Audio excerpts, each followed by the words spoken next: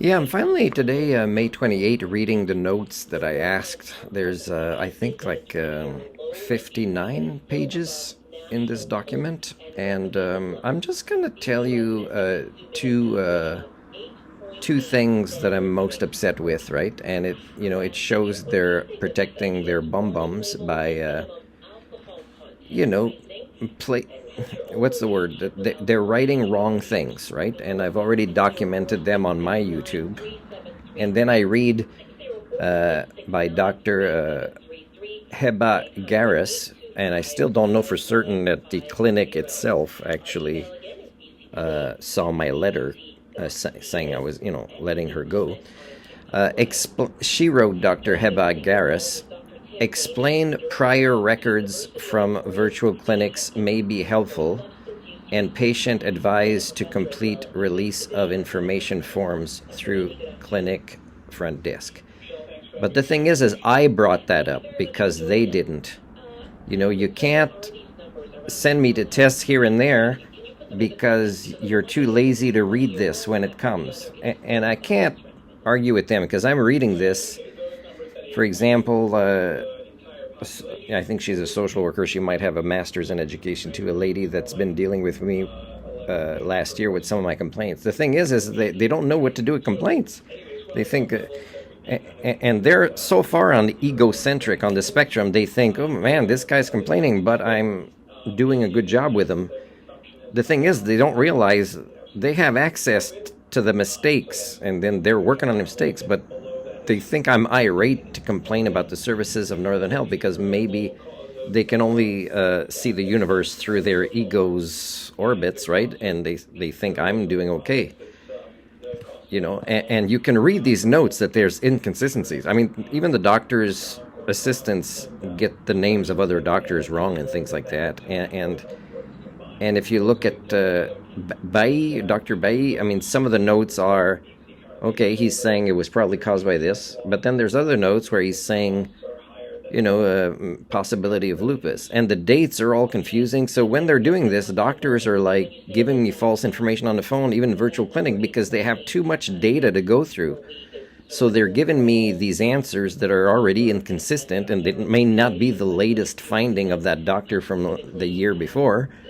So they're so disorganized in their administration, they get so many things wrong, and they don't kind of investigate how to problem solve these things, these systemic issues in communication, in how to do the note taking, how to make it more user friendly. I do want to praise Dr. Hebes Garis from Egypt, I think she is, because it shows she was listening to, let's say, my family history. Because I've read notes of doctors in the past, it's like, whoa, that is like 80% of the information's wrong, especially from psychiatrists of family history. Is like, whoa, I don't even have this. You're totally wrong. You're talking about that. But she got most of the family history I disclosed to the best of my knowledge correctly. But she's covering her bum with this comment when I'm the one that says, why don't you get virtual clinic data, And again, I would have given her access or permission or the information to get the original referral for modafinil, and to also talk to a doctor that I still think is the best I've ever had, although I'm extremely disappointed in him to this day, Dr. Swami. And that's sad, right? That the best doctor I ever had is still subpar. She could talk to him because I've been on modafinil for a long time through him, and he actually was pissed off that I closed my driving school, not that I was keeping it open.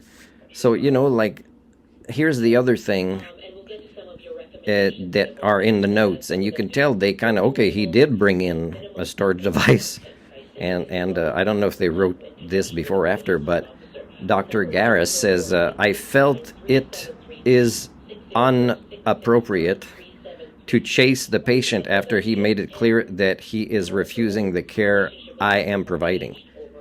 Anyways, I sent a letter and mentioned that I am happy to provide the care until he finds another provider. And that's not in the letter. It's just her covering her ass.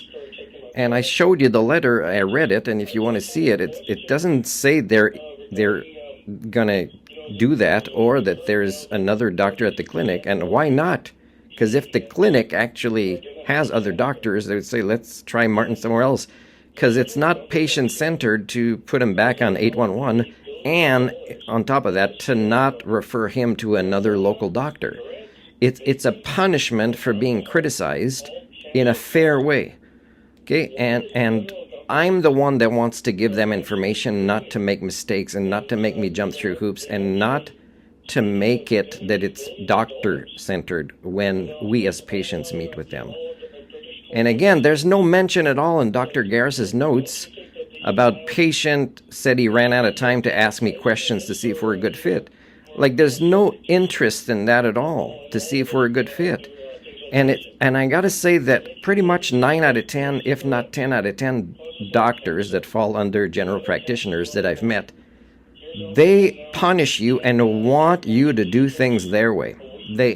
If you have any kind of philosophy that you should be part of your own medical team and that you should get accurate notes from your own files without jumping through hoops, or without, being judged as a paranoid person for wanting to see their notes and comparing it with your understanding. And a lot of things I've noticed too is a lot of doctors say they explain something to you properly when they didn't. For example, I don't get to ask questions after the colonoscopy, only questions before. After, it's like we're still waking up and we're chasing them for more details about how it went. Because we have to fight to actually get their notes anyways, and then we have to look up what it means. So we're really kind of meat, right, to them. We're just kind of livestock meant for them to keep going in the sense they are. There's such a need to train teachers to be, teachers to be learner-centered, but also doctors to be patient-centered. And they just can't even use their creativity and imagine what that would look like unless they'd sit down with me.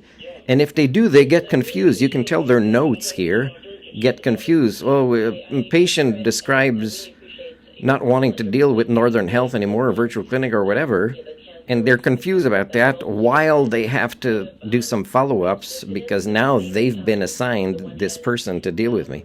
And then they think I need counseling for actually wanting to advocate for my patient-centered approach, which is, it's kind of the point of medical care. Otherwise, let's all be every man, woman, and child for ourselves and do our own research about what is a healthy lifestyle, what our genetics has given us that's good or bad or whatever. And when they're talking to each other, I'm reading these notes. It's really like you can tell they think that's important to say, and they don't realize something else is important to say.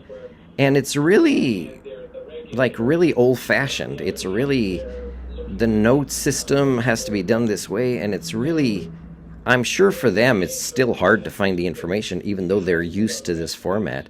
And there's so many pages that they give up. For example, you can make software that gives you the latest update on something without having to go through all these things, let's say related to CBC or whether, there's been any flare-ups with something. It's not made easy. So that's one of the reasons that we're stuck having to do things their way because of their own flawed system, their own intellectual laziness, their own paranoia.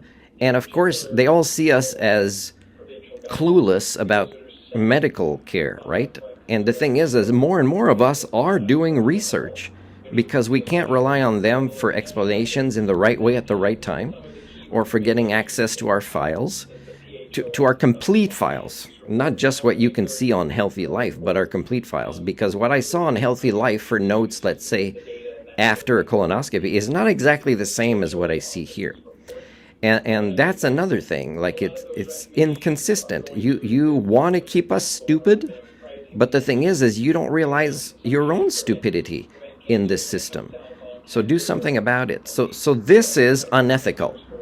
That she writes that she would continue to be my healthcare provider until I find another without their help, and maybe taking a year with 811 that I can't even tell 811 I don't even want it in Northern Health Territory. I want a regular doctor, maybe on virtual clinic, but from a city where I think might be my next place if I get accepted in a graduate degree. So You got to think about the patient, people, and you got to think that I will work with you to give you access to the information that I never had narcolepsy and I still don't have it. And you believe you're being responsible, but you don't realize the impact it's having on somebody's life. And the other thing that's wrong is notes from May 6 says that a patient is not taking his blood pressure meds. Well, May 4th, I started taking my blood pressure meds a while after you prescribed it. And because one of the reasons is if I don't have a doctor, is it's safe to and then of course that's when I got back on the virtual clinic. That's when I started asking pharmacists more questions. So that's wrong. But how do you know it's wrong if if you think you're listening or paying attention to my life when you're not, right? If you were, you would realize that you're complicating my life in ways that are unfair with the information that is available to you if you don't insist that it's always done your way as doctors.